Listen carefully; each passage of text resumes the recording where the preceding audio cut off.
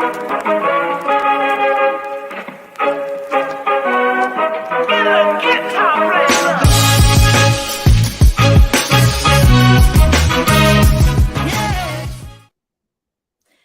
viernes. It's Fuerza Friday viernes. ¿Oyeron cómo dije Friday? My name is Christy Moreno with Revolución Educativa. I'm the Community Advocacy and Impact Officer, and I am here hosting this RevvED UP episode with a wonderful, impactful Latina here in the greater Kansas City metropolitan area, my friend Atenas Mena. Welcome, Atenas. Hola, hello, everyone. Happy to be here. We're very excited. So we've been doing a series on our Impacto Changemaker awardees back in June, early June. I believe it was June 2nd. Revolución Educativa held a really beautiful, and I call it beautiful because it was in every sense like beautifully powerful award ceremony where the Latino community got to nominate those Latino change makers that are doing boots on the ground work to really bring impact and elevate the voices and the needs of our communities here in the greater Kansas City area.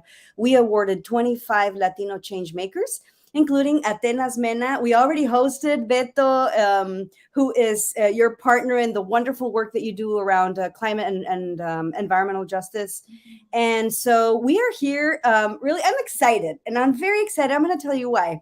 When I started trying to connect again with Atenas, because I knew her from both of our previous roles in the education space, Atenas was working with Children's Mercy as I can't remember exactly your title there, Atenas, but you were sort of a school community liaison. Yeah, it was the school-based manager, but yeah, bringing that connection of the schools with Children's Mercy, which is a pediatric hospital, sirven a los niños y los niños pasan la mayoría de su tiempo en las escuelas, so por eso era muy importante tener esa conexión. See, and so I met Atenas through the work we were doing there, and I was just so touched by all the work you were putting, Atenas, in throughout the pandemic and the early stages of COVID, as you know, all of it was unknown, and then the process of getting all the community through it.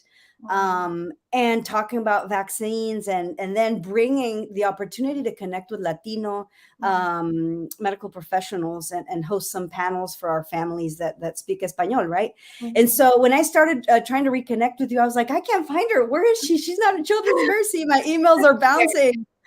And I found you leading CleanAirNow. And so I would like for you to share a little bit first about yourself and what your journey has been, both in the medical field and the medical advocacy field, and how that has led you to where you are, serving as co-executive director for CleanAirNow, Atenas. Yeah, hey, Christy, again, muchos thank yous for inviting me to do this, and then even for being nominated. I can't wait to talk about that too. That was such an experience. Pero voy a tratar de hablar también en inglés y en español. Me va a salir el Spanglish. Pero sí, un poquito de mí is that I'm just someone trying to, honestly, my motto is just trying to leave the place better than how I came into it. Yo soy hija de inmigrantes, and ellos vinieron desde México y establecieron acá en Kansas City, Kansas, para tener una vida mejor para sus hijos, para avanzar nuestra educación. Eso era lo número uno, porque yo crecí sabiendo de que don't let anyone have a reason not to listen to you, and how you do that is to be educated, because it felt like we're already someone that's being looked down on or someone to not take as serious. And my parents, I give them all of the credit. Me bendicieron con mucha atención, con mucho amor, and they instilled in me the importance of being educated, but then also to give back to the community, porque sin la comunidad I wouldn't be where I am today. And so yeah, I was born and raised in Kansas City, Kansas. I'm a proud Sumner Academy graduate. Ooh. It's an amazing school. Shout out to Mr. Gunner, who was my favorite teacher there, but I had lots of great teachers there. And then I went on to pursue nursing because I wanted I want to be able to give back in any way that I can, and in order to do that is that without your health, your quality of life no es lo mismo. Está muy impactado. Si uno tiene un tipo de desarrollo de problema o teniendo COVID, por ejemplo, eso va a impactar su poder en poder trabajar, en poder mantener una casa, en poder cuidar para sus hijos. Y por eso para mí era muy importante um, to invest in my community advancing and making sure that we're as healthy as we can be, to then you don't have to worry about that. Then you can just worry about all of the other stuff that life throws at you.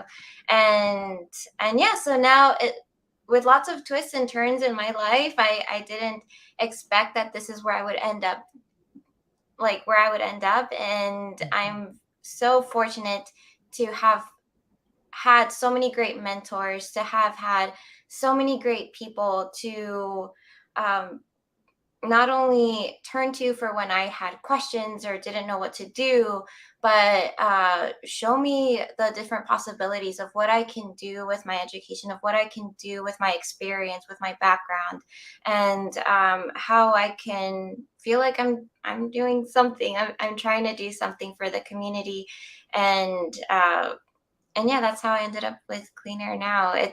It's important to me. Para mí todavía es trabajo de enfermera, porque cuando yo fui a la escuela, yo aprendí de que enfermeras están ahí para servir a la comunidad, para mejorar la salud para todos, to make it accessible. And the struggle when you're working in a hospital is that there's all of these barriers for people to get to you, to go to that clinic that's from 8 to 3, or it's the same hours that the kids go to school. It's the same hours that people work. And I found that my purpose, or the way I want to apply my nursing career, is how do I remove those barriers and go more into the community, do what nursing used to do, which was go out to the communities, bring the healthcare to them versus expecting people to come to me. So yeah. That is so interesting. When we talk about education, and Revolución Educativa is an education advocacy organization that really, really focuses on building sustained collective power for the Latino community, and obviously increasing the representation of Latinos at every decision-making table, in every field, in every sphere. It was really powerful to see our Impacto Changemaker awardees dedicate their lives and commit to certain fields, right? Like we had awardees that, like you, were representing health and climate justice and environmental racism. But we also had people that were awarded for their impact in the arts, or their impact in healthcare, their impact in education, their impact in community relations. So it was very beautiful to see powerful people like you doing, the work that impacts directly the community, and doing it alongside the community. That is my motto. Like you shared your personal motto. My personal motto is we're all learning together, right? Nobody here is an expert. We're all learning together and from one another. And so thank you so much for the work you do.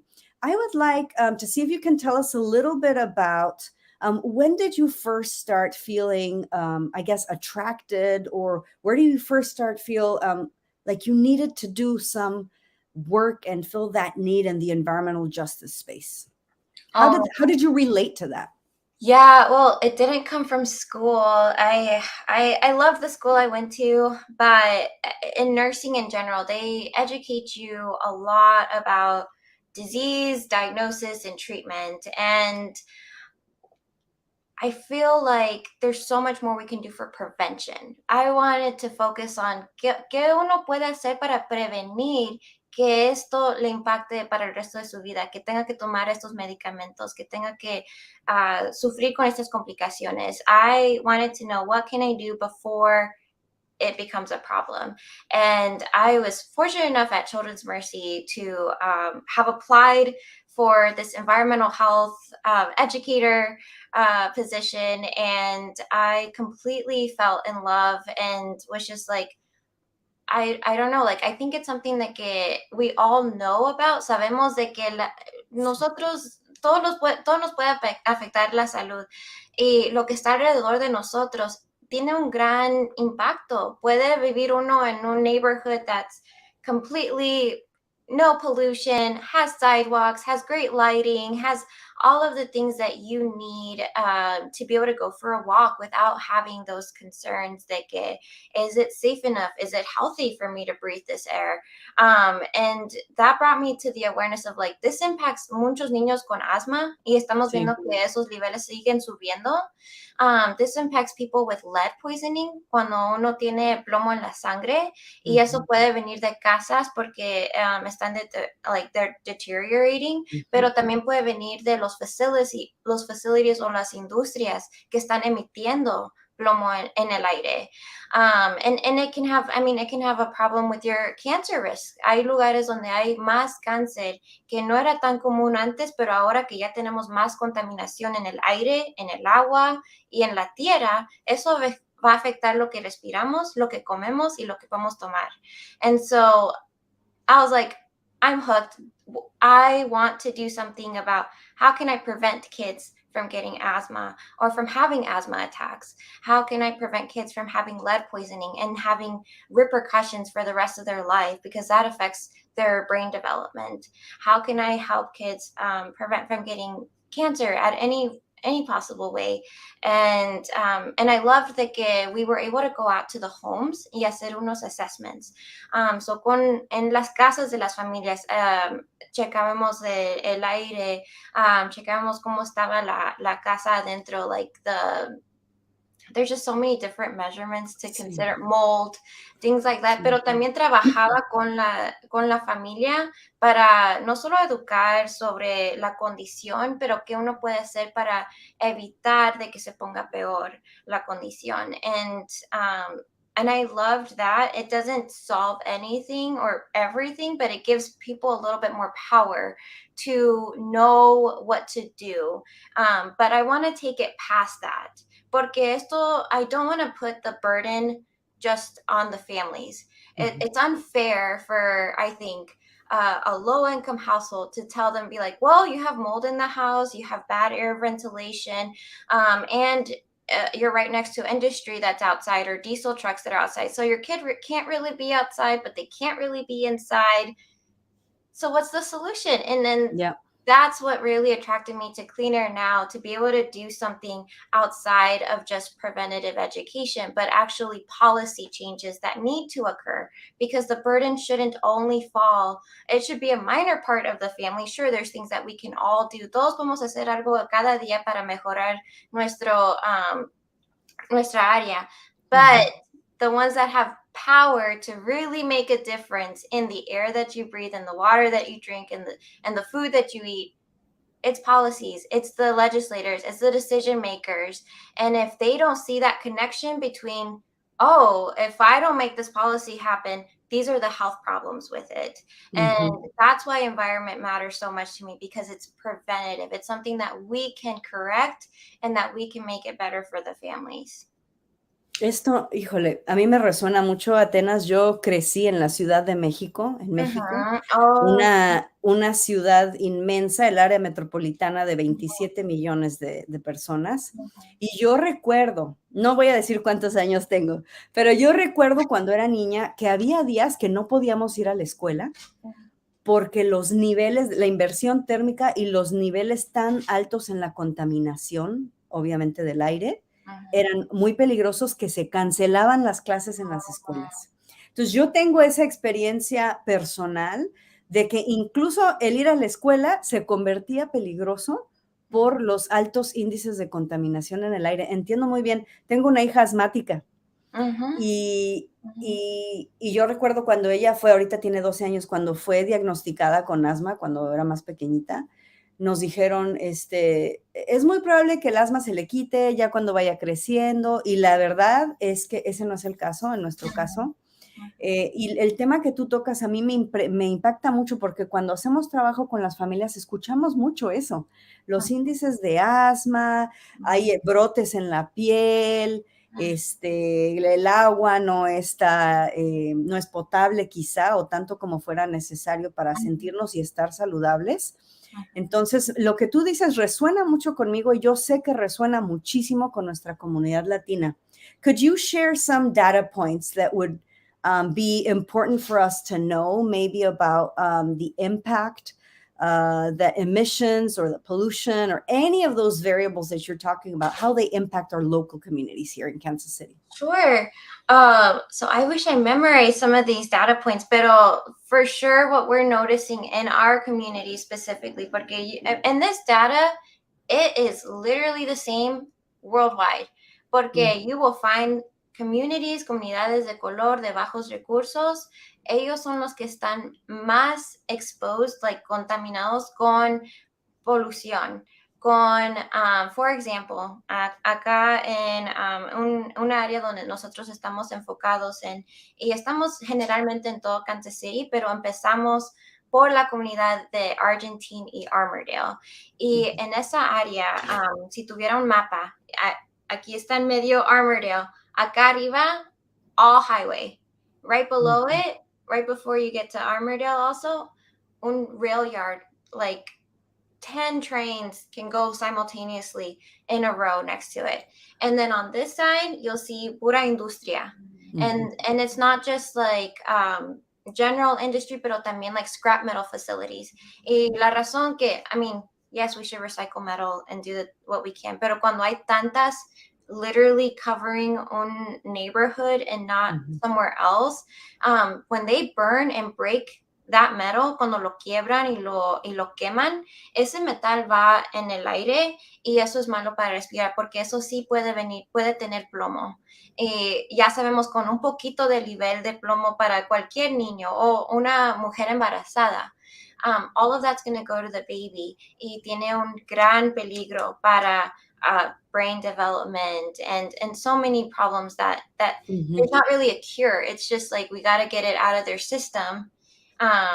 Pero tienen mucha industria, tienen todo el highway, tienen todo el trailway. Y luego la otra cosa es de que no lo ves en otros vecindarios, es de que tratan usar calles de la comunidad, del neighborhood, del vecindario, como highways para los diesel trucks. Hemos contado más de 200 semi-trucks pasando entre una hora.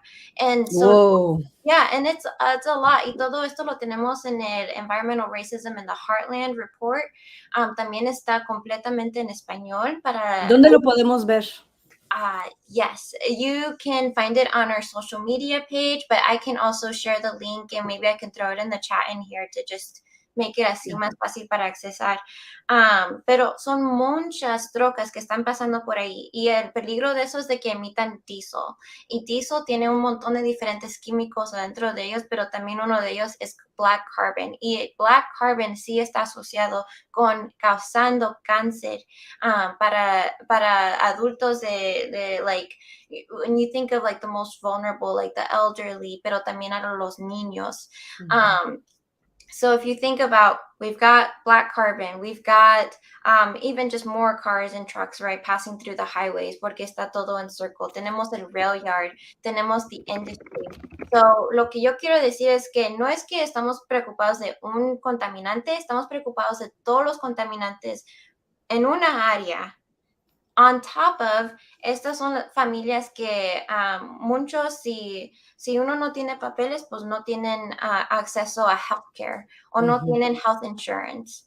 And so how are we going to take care of our community and make sure that they're healthy enough to continue going to work if they are breathing this day in and day out? And a lot of them trabajan en estas mismas áreas, trabajan en las industrias, tienen que trabajar en estas áreas donde no pagan suficiente, no cubren para poder cuidarse bien y estar saludable.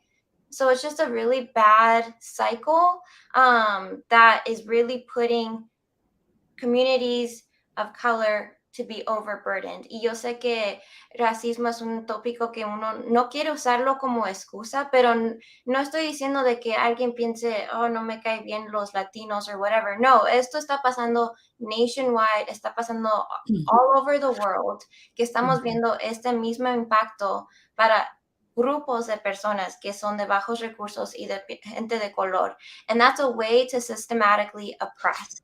It's algo that's been happening, but they cover it up. They cover it up and they say, oh, we're going to come in and provide more jobs. Guess what? No son suficientes trabajos y no son trabajos que uno puede trabajar por muchos años porque it impacts your health, it impacts it impacts your body, it impacts your family. So we need more, and that's what we're asking for, is de que we don't need to shut down todo, no tenemos que quitar todo, es de que debe de haber regulaciones que protegen la salud de las comunidades que están impactados, que protegen a los trabajadores, and that's what we're fighting for, because if you don't do that, who's going to advocate for you? Like, Yes. they're not doing it, they want profit, so it's easier for them to not have to worry about that stuff. Yes. How is CleanAirNow activating the communities? What have you been doing, out there to inform people, and also to bring them on and join your fight and your activism? I do want to share the Solidarity for Climate Justice event that we, we're there together in community, in unison, asking for zero emissions, right? It happened last Saturday. We had a great turnout. It was so exciting to be there, for, a very sad and negative reason, but coming together, feeling how we can work together and bring about change and demand climate justice and health justice, right? Specifically, like you were saying, impacting our lower income communities, our Black and Brown communities. So tell us a little bit about what your work has been, as far as activating people, rallying people, and also coming together to learn from what CleanAirNow is doing. Yeah, well, this is a team effort. We have an amazing team. I mean, you mentioned que trabajo con Beto. He's been leading this ever since he was able to move out here from California, and he has lots of great background and experience in advocacy and policy change, in really that civic engagement that we want. That's what we need, porque no se pueden hacer nada con las políticas sin la comunidad. Y para tener una comunidad fuerte tenemos que tener unidad. Y por eso the Solidarity for Climate Justice event que tuvimos el sábado, it was just amazing. So thank you so much, RevvED, Christy, for you being there and supporting this cause. Pero también ahí estaba like Justice for Wyandotte, estaba Casey Tennant, and these are other organizations that are fighting for social justice. And one thing we want to make very clear is that que CleanAirNow no tiene nada que ver con las políticas. We're not left or right or anything like that. We're about human rights. We're about social justice. And el problema que hemos visto es de que están haciendo, las políticas están haciendo de que el cambio climático es algo político. Y no es cierto. No es cierto para nada. Tampoco la educación, ni la salud, ni que la gente tenga buenas casas. Like, eso no debe de ser político. Eso debe ser derechos de los humanos. And so that's why we did this event, because there's so many things that we're fighting against, and it may feel like we're siloed, que nomás estamos en este lane, but it all intersects. Todo afecta uno al otro.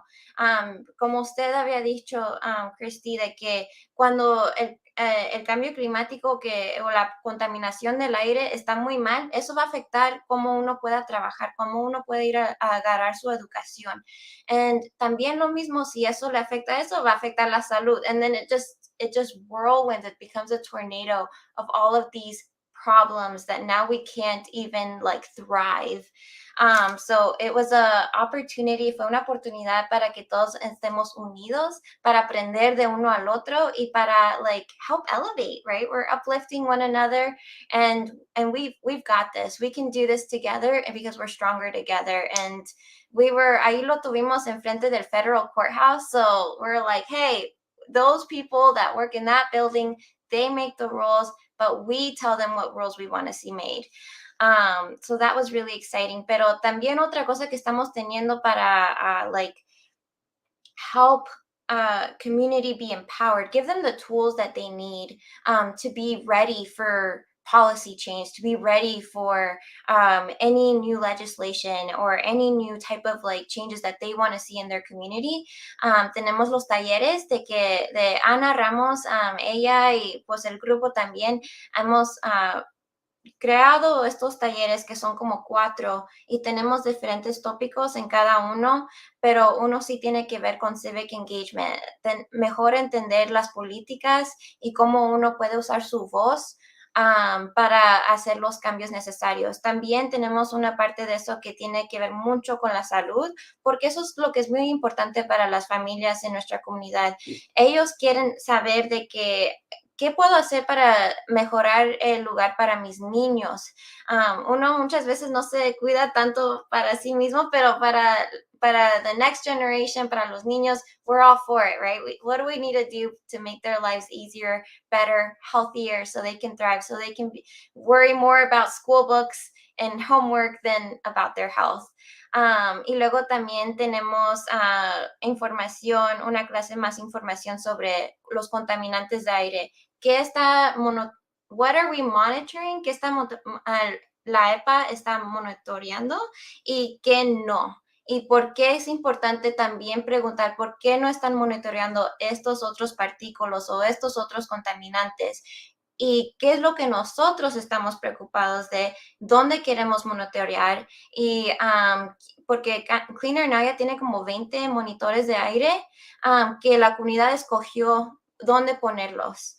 Y eso es bien importante porque eso es una manera de que ellos puedan ver cómo está el aire, la contaminación de aire para ese día.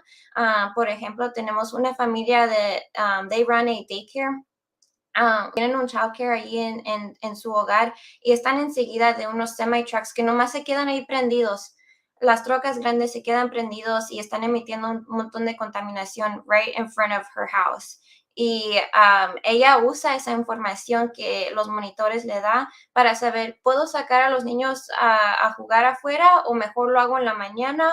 O mejor este día no se puede porque el ozono está muy mal o hay muchos partículas y esto puede afectar a mis niños que tienen asma o tienen otras enfermedades.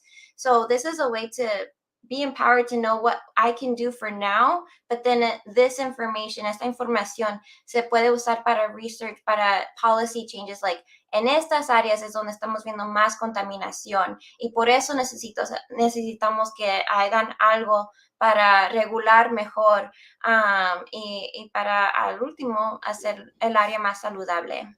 Pero Sí. esos talleres, I'll also Sí, put it on the chat for anyone to sign up.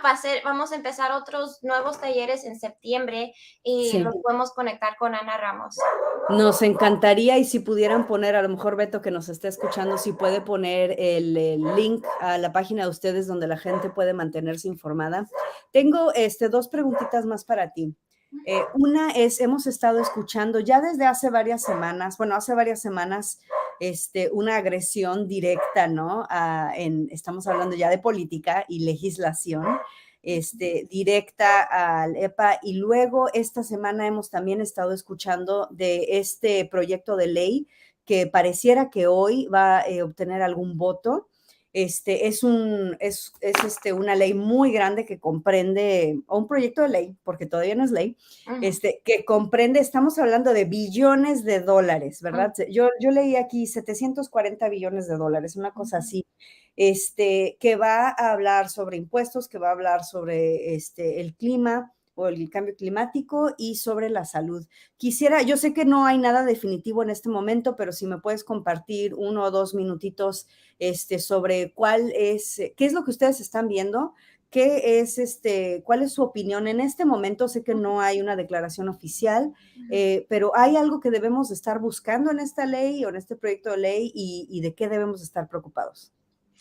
Sí, esto, todavía estamos leyendo más sobre esto y lo que está hablando se llama el Inflation Reduction Act. Y de lo que estamos aprendiendo y estamos averiguando porque sí tiene buenas cosas, es bueno poder invertir más en environmental justice, en justicia ambiental, pero en la manera que lo hacen va a impactar a nuestras comunidades y si no lo hacen bien, nomás vamos a seguir dando dinero a los fossil fuel industries que ya están ruling the world, honestly. Son bien poderosos. So lo que estamos viendo y lo que estamos tratando de averiguar es ¿cuánto dinero están dando al fossil fuel industry y para qué se va a usar ese dinero? Están diciendo que es para más clean energy, pero lo que yo defino as clean energy, energía limpia, no es lo mismo de lo que está diciendo a los fossil fuel industries. Por ejemplo, ellos dicen que natural gas natural es bueno, when it's not. Y cuando dicen que hydrogen es una energía limpio o nuclear es limpio, yo digo que eso es muy peligroso para las familias que viven al lado de ese tipo de industria. Y hemos visto históricamente de que algo pasa, se resalta, tienen que cerrar y está toda la tierra de esa área contaminado. Y eso afecta la salud de las familias por generaciones. Y luego no hay ningún sistema bueno que ayude a limpiar esa área. Estamos preocupados de eso. Queremos asegurarnos de que si vamos a hacer este tipo de ley, que vamos a tener tanto dinero, ¿cómo vamos a asegurarnos de que ese dinero llega a las comunidades que están más impactadas? No a donde ellos decidan que quieran ponerlo. I'm sorry, pero yo no lo quiero ver. Yo quiero ver Wyandotte County before Johnson County, porque ellos son los que tienen más contaminación en esa área. Queremos ver donde las comunidades de color, de bajos recursos, tribal nations, los indígenas, they've been already over impacted, and how are they being part of the decision making of how that money is going to be used and how the community input is going to lead those initiatives. That's what I want to get more clarity on. Quiero saber, porque dinero always sounds great, pero ellos ya tienen mucho dinero y no han hecho nada bueno. Así es. Y también tienen grants para las organizaciones like environmental justice organizations para aplicar, pero esos grants muchas veces son muy difíciles y muy complicados, que cuando uno es grassroots, un grupo pequeño, es más trabajo que comparado a una organización grande que ya tienen sus own grant writers. ¿Cómo vamos a asegurarnos de que ese dinero va a ir directamente a las organizaciones que sí tienen la confianza de la comunidad, que sí representan la comunidad y que sí saben lo que se necesita en esa área? Nosotros vamos a abogar, how do I say advocate? Abogar. Abogar. Sí, abogar. Vamos a abogar para cero emisiones, y eso significa de que no queremos pollution, no queremos natural gas, no queremos nada de eso, porque van a tratar de decir, bueno, es mejor en el último, pero en making natural gas, you're making a lot of pollution, y esas industrias que hacen natural gas están enseguidas de nuestras comunidades. Así es. So that's what we're going to be advocating for. We're not saying that we're completely opposed to it. We're welcoming funds, but we want to make sure it gets to where it needs to go, and that we need more stringent regulations to make sure that we have higher standards for these industries and for these decision makers, porque dinero no unfortunately doesn't solve everything. You need accountability too. Yes, accountability and responsibility, social responsibility for that matter, and representation of the people that are most impacted, right? Always say closest to the pain of these injustices. We need to be at those tables. That's what we work with an advocate for Revolución Educativa as well. Because what you're saying right now, sí hay millones de dólares que fluyen y se logran cosas, pero de pronto estamos, ¿y a dónde se fue el dinero? Yo no veo cambios. La vida es la misma, no pasó nada, ¿dónde está? Entonces, es nuestra obligación como ciudadanos, como constituyentes, como persona que vive directamente en las comunidades que son más impactadas, es nuestra responsabilidad involucrarnos cívicamente y hacer a esas personas que nosotros hemos puesto en el poder mediante nuestra voz, mediante nuestro voto, hacerlas responsables del uso de esos fondos de manera responsable. The last question I want to ask you, and you kind of touched on it, was like, what did it feel like to receive an Impacto Changemaker Award?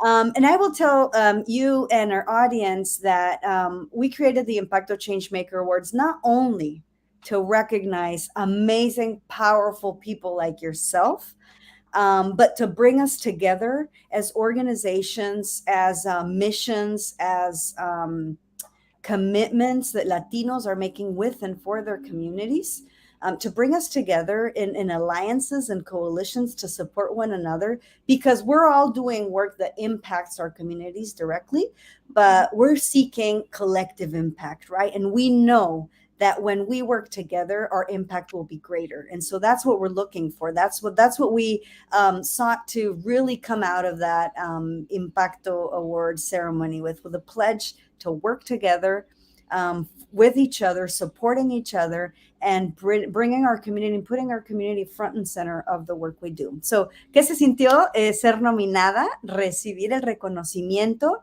y ser parte del compromiso que hemos hecho como activistas, como defensores de los derechos, de las situaciones que impactan más a la comunidad latina, a las comunidades de color en nuestras áreas y específicamente a nuestros chicos, a nuestros estudiantes?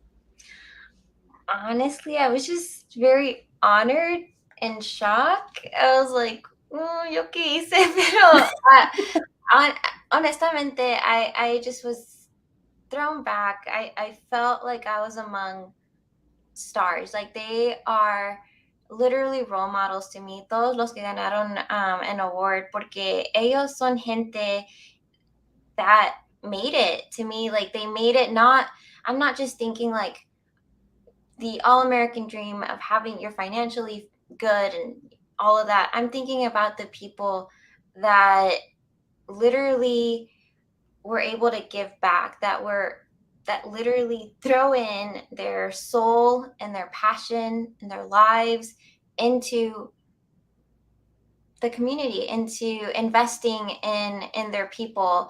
And I was just very honored to be one among them, and I hope to continue to learn from them, because that's what I always just feel. Like you said, Christy, we're just constantly learning, and I don't mind being a student for the rest of my life. I know that I'd be happy to like share my knowledge with them, but I think, like you said, we're stronger together. And to me, it just felt awesome to see. I know it sounds weird, but a bunch of brown people, gente que habla español, gente that have my background, to get awarded, to be recognized. Because when I've gone to award ceremonies, some puros güeros, and there's nothing against that. I just am glad that we're forming a strong community, that people need to take us serious, because we know what's best para la comunidad. We've invested our skills and expertise to elevate the next generation, to elevate our community. And I was just honored, and I completely appreciate being awarded for that. And I hope to continue to do more of this work, because to us, we have to approach it holistically. Tenemos que ver toda la historia, like todo que tenga que ver con si tiene uno acceso a estos diferentes resources, si tiene uno una buena educación, si pueden respirar aire limpio, si pueden vivir en una casa que es saludable. Todo esto impacta or has an impact or effect on how the outcomes are going to be for our community. So I love seeing that people are using their strengths, their skills to make the world a better place, as corny as that sounds, especially for us, because we're strong here in the United States, and we have a strong power. We have a different perspective. We have a beautiful culture, and people are lucky to have us. Yes. Yes, like you said, and like I always say, we're not going anywhere. We're only growing, and we're growing in our civic engagement, and we're growing in our political power and representation. It's still an uphill battle, and it's always been. But it is important for all of us to come together and get involved and acknowledge the work that people like you are doing, but also the impact, right, that that you're working towards.